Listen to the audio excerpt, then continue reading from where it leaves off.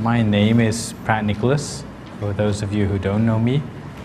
I've been a monk here in this temple about 10 years now. Originally I came from England, but they like to invite me back every year to give this course for the Dhammayadas. So don't need to put your hands like that. You can write down notes if you like. Maybe it's more useful. Because I'm sure that many of you who are joining this course still find that there are things which you find it's hard to accept about Buddhism. Even though you have come quite a long way, you have made quite a big commitment to studying Buddhism, to be able to want to become a monk for a month, which is quite a big step of faith. Even for people who are living in a Buddhist country, who are Buddhist from birth, it can be said that what you are doing is quite a big step. Okay? But what comes as part and parcel of your ordination is that you have to have quite a fair understanding of what Buddhism is about, to be able to really understand why you are doing this. Okay?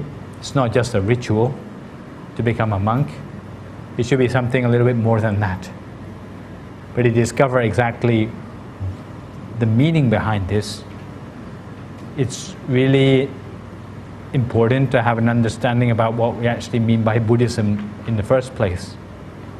And that doesn't just mean to know about the life of the Buddha or to learn about how many different types of Buddhism there is. That's not the important thing. But what is important is to find out how Buddhism can actually work for us through our practice of it, so that it can transform us into a better person than we were when we started out on the course. So, the solution to this gap in understanding for many Westerners is what's called the Course on Buddhist Concepts. And I've been asked to give many courses in my life, okay? Most of the courses, I must say, are much less heavy than this course. Most of them are just concerned with meditation. And meditation, in a way, it's easier to teach. Why? Because even if a person is completely opposed to Buddhism, but if they practice meditation, eventually from their own experience, they can teach themselves a lot. They'll be able to see for themselves that meditation is doing something for them. And it doesn't actually take very long. In the space of only a few weeks, they can see for themselves the changes that happen. But when you come to things like Buddhist concepts, when you're talking about things like the law of karma, the Buddhist outlook on the world, why Buddhists behave in certain ways, even though on the face of it, it may look like superstition, then it's a bigger leap of faith. Because it doesn't speak for itself that you will understand what's going on when you do something or you join a Buddhist activity. There's something more behind the scenes, okay? And this is what I'm going to try to talk about more during this course, which we call Buddhist Concepts. It's a course of about 10 lessons. And many of the things on the lessons are concepts which normally we would hesitate to teach on their own. Even the Lord Buddha said that there are certain subjects which you should leave alone and should not speculate about by your normal, conventional understanding. You ever heard about these before? The sort of subjects which the Buddha said, just leave them alone. Can you give an example? Yeah? What happened at the beginning? Yes, the origins of the universe. Did it have a beginning or not? That's one good example. Any other examples? Things like whether after you're enlightened, do you still exist or not? Do you have a self to exist in the first place? What happened in the beginning? What happens at the end of creation or the universe or whatever? The Buddha said, these sort of subjects, just leave them alone. Why? Because even if you try to explain these things until you are blue in the face, there's no way anyone can believe you 100% anyway. The only way to believe 100% in these sort of subjects is to practice for yourself until you can confirm it yourself through your own meditation. So no matter how convincing the monk is who comes to teach about these subjects, he can only ever convince you 99% of the way. Even so, on this course, we find that most of all the subjects which the Buddha said, leave well alone, are included on this course. What is the reason for that? Well, it's not just disobedience on our account. The reason for this is that we consider it's useful to have a roadmap. You could say, well, if you're on a journey, then there's no point getting people's hopes up by telling them what's further down the road, because they may never get there. But on the other hand, you all know by your own common sense that if you're on a journey, if you've got a map, then if the fog comes down, then at least you can use the map to get yourself out of the fog, right? If you're going over a mountain, you don't know what's on the other side, if you've got a map to help you, then that's, of course, that's helpful, okay? We're not pretending the map is the reality, but it's useful to have a map of some sort. And this is rather like what the Buddhist Concepts course is doing for you, okay? So what I'm not promising is that I'm going to be able to convince you about everything, but what I'm going to hope to provide for you is some sort of roadmap. And you can take the roadmap as you like, okay? You can treat it as a fairy tale if you want. You can treat it as a reality which you've not been able to confirm for yourself yet, what we call giving it the benefit of the doubt if you want. But what I hope is that at the very least you'll see that Buddhism has an outlook on the way things happen in the world. It's not that Buddhism just means anything goes. Buddhism also has a standpoint. And how you understand that and the reasons for it, these are the sort of things that we look at on the course. A lot of us who have grown up in a secular sort of society have a feeling that anything where you're asked to take steps of faith is an example of being gullible. More and more, as we grow up in a society which no longer goes to church, where people who do go to church are seen as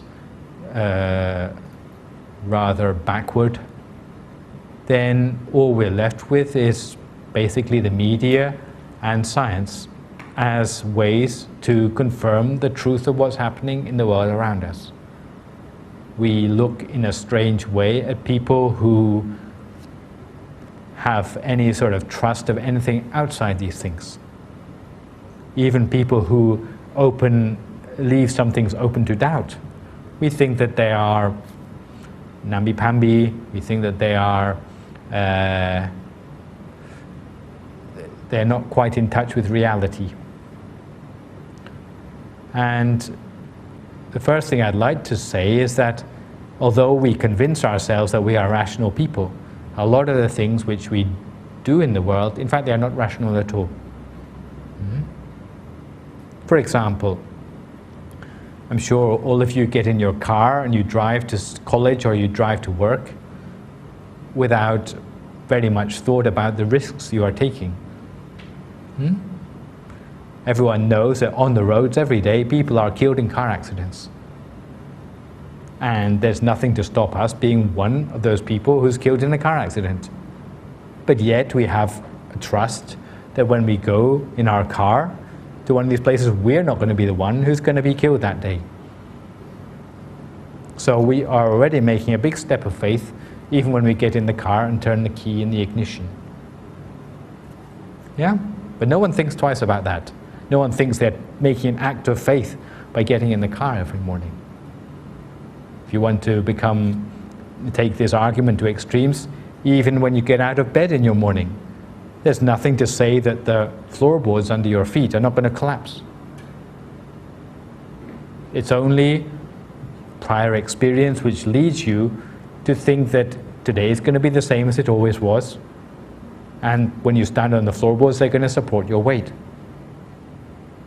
But in fact, there's nothing to prove that they're going to be not being eaten through by a woodworm or any other thing. Yeah? So in fact, although we convince ourselves that we are rational people, that we live only according to scientific realities, in fact, there's a lot more going on in the world which we choose to ignore.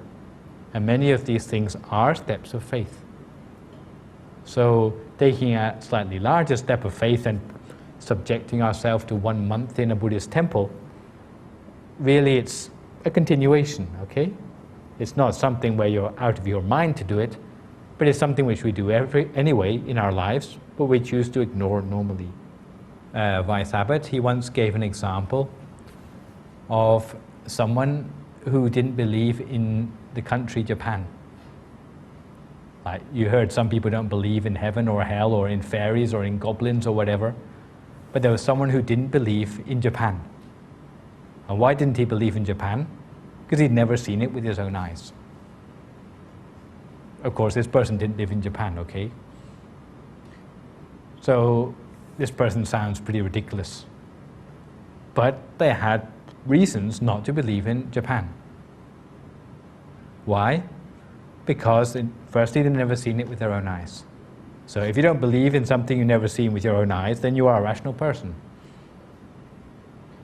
But anyone who knows about international travel knows that, firstly, if you have enough money to buy an air ticket, then you can get on an airplane and you can go and look at Japan with your own eyes.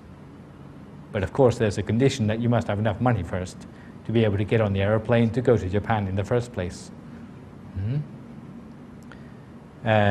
Secondly, there must be an airplane to go on. Sometimes you may have all the money in the world, but they happen to have cancelled the air service to Japan.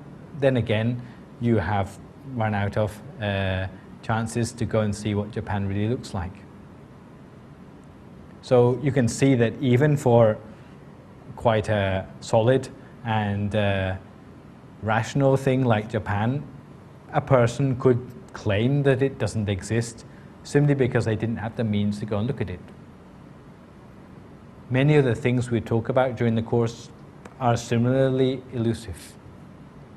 If we talk about realms of existence beyond what we can see with our naked eye, then people might say, well, it's rubbish. You know, you're just like talking about tooth fairies.